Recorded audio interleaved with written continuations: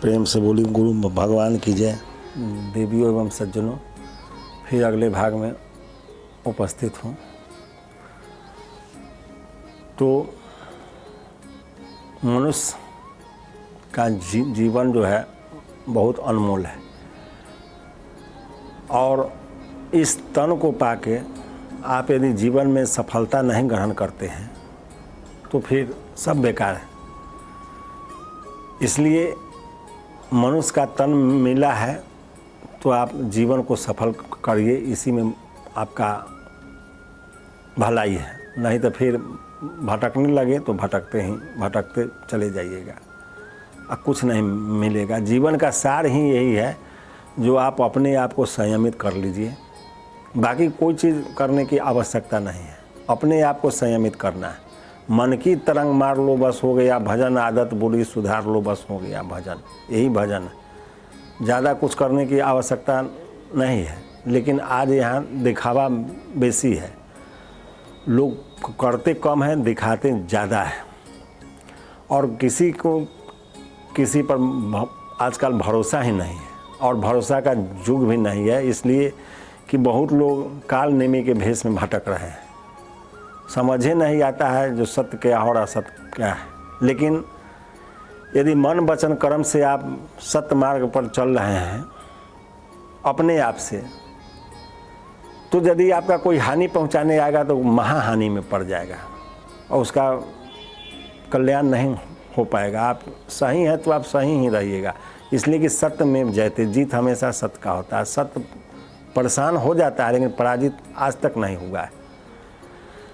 तो मनुष्य को सब कुछ करते हुए अपने आप से सही होकर चलना चाहिए। बगल वाला क्या कर रहा है उसको देखने में मत लगिए, नहीं तो फिर आप भी भटक जाइएगा। आप अपना आप को सही रखिए, अपना सुधार करोगे आप तभी मिटेगा भ्रष्टाचार।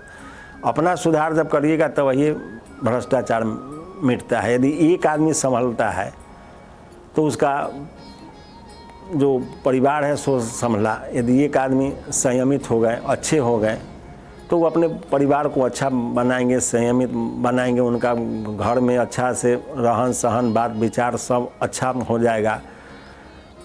तो एक एक आदमी यदि करके अपना सुधार करने लगे तो धीरे धीरे पूरा समाज सुधर जाएगा, और पूरा जब समाज सुधरने लगेगा तो पूरा गांव सुधर जाएगा, गांव से पूरा पंचायत, पंचायत से राज से पूरा देश सुधर जाएगा।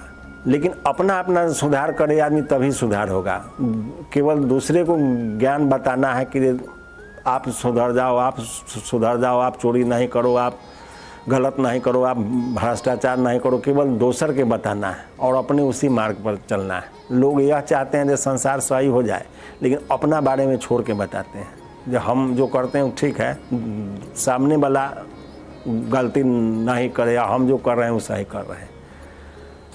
तो इस तरह से यदि सोच लेके कोई भी संसार में चल रहा है तो उसका कल्याण नहीं हो रहा है।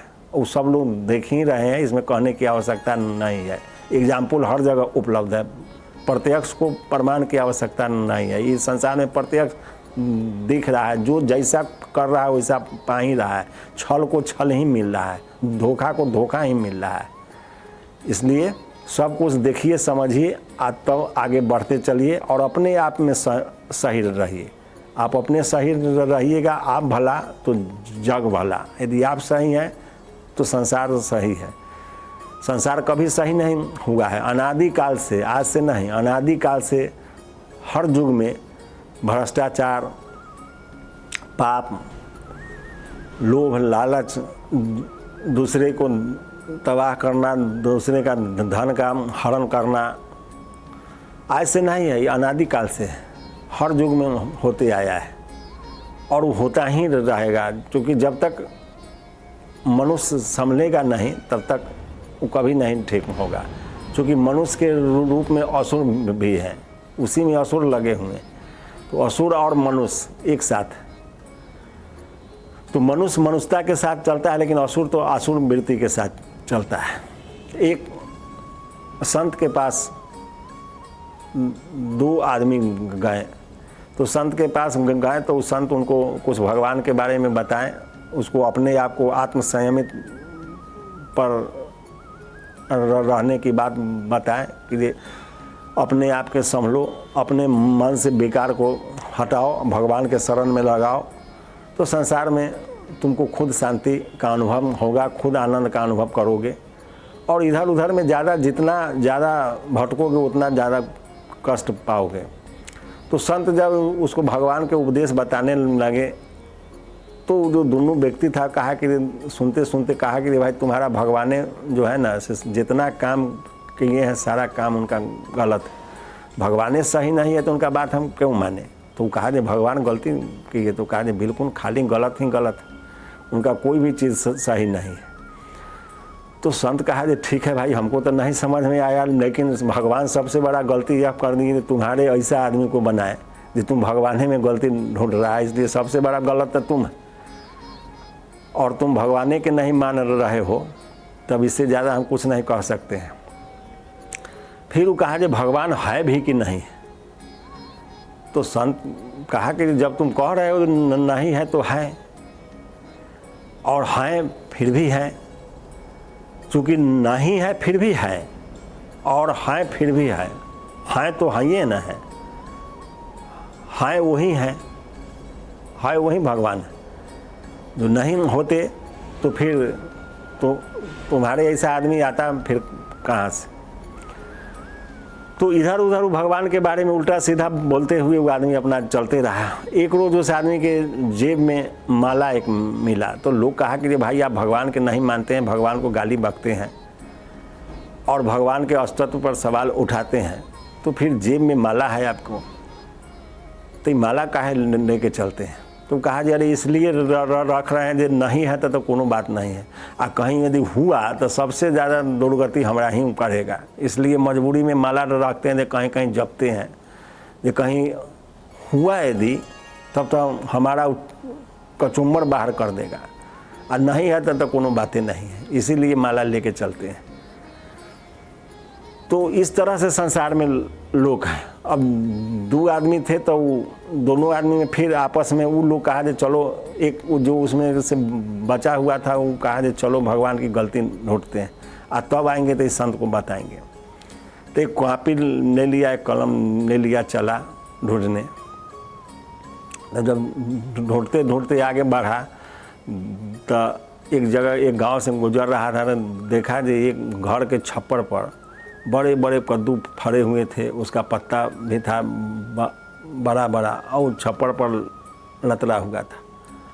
तो सोचा ये बताइए इस पेड़ में दम नहीं है, गलती नंबर 1 कहा जे इसको लिखो, इस पेड़ में कोई दम नहीं है, इसका फल इतना बड़ा है, इसका पत्ता भी बड़ा बड़ा है, और सामने बेल के पेड़ देखा था, कहा जे इसका पत्ता इतना छोटा छोटा है, फल इतना वो, कहा जी गलती नंबर 2 हुआ, खाली गलती ये भरे हुए है वो।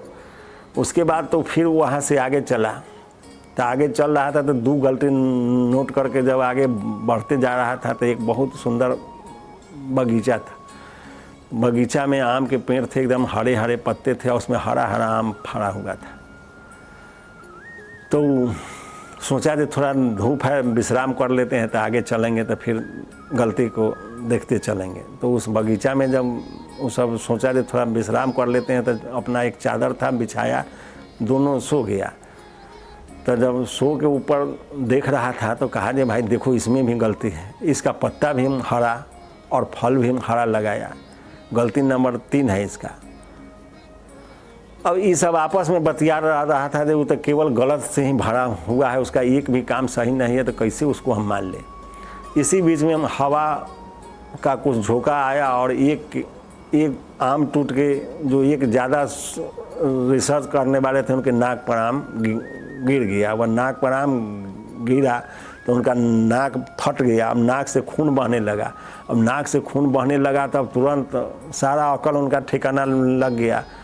अब पानी लाओ, हवा चलाओ, तो इधर करो तो तेल लगाओ, तो तरह तरह से वो बेचैन, अब खून देख रहे थे, बेचैनी बढ़ रहा था, भगवान पर उंगली उठा रहे थे।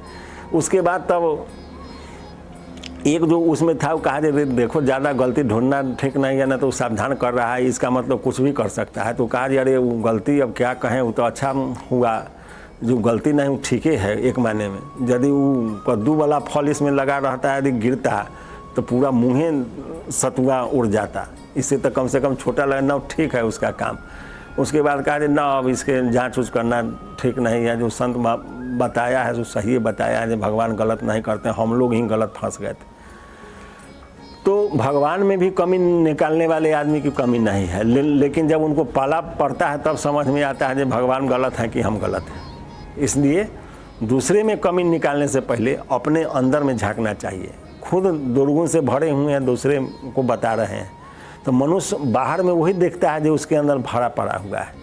अच्छे आदमी अच्छे ही देखते हैं, संत को सब संत ही नजर आता है, चोर को सब चोर ही नजर आता है, आचरणहीन के सब आचरणहीन नजर आता है, और लालची कामी क्रोधी जो जैसा है बाहर में उसको वही नजर आता है।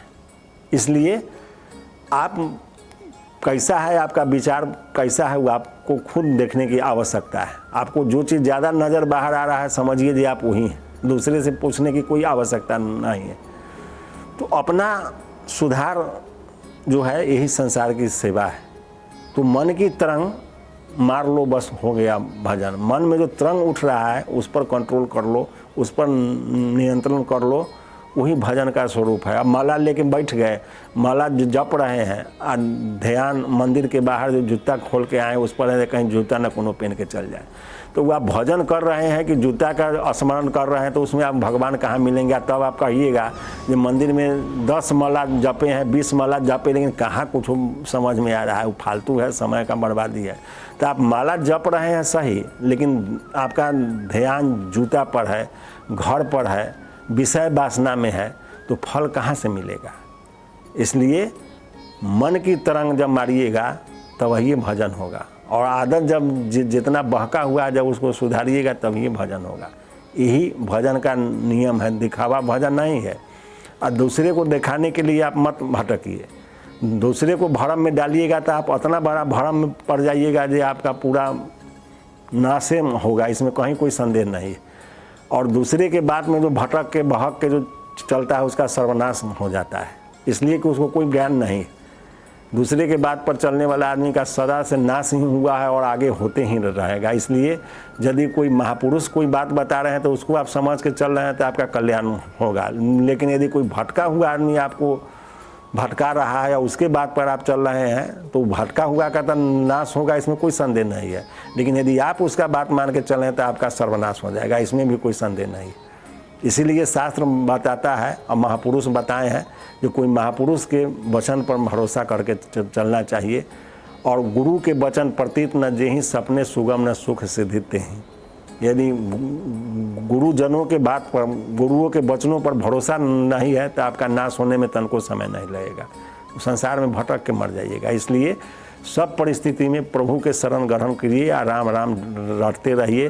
राम राम रटते रहिएगा तो आपके अंदर सद्बुद्धि सद्विचार आने लगेगा। लेकिन शर्त यही है कि मन वचन कर्म छाड़ी चतुराई। मन वचन कर्म से यदि चतुराई छोड़ के यदि राम राम भज रहे हैं तब वही कल्याण होगा। यदि मन वचन कर्म से चतुराई धारण करके यदि भज रहे हैं फिर कुछ नहीं होगा, तथा आप वह माया के जप रहे हैं और उसी भ्रम तृष्णा मोह में भटक रहे हैं तो फिर आप भी भटक के मर जाइएगा।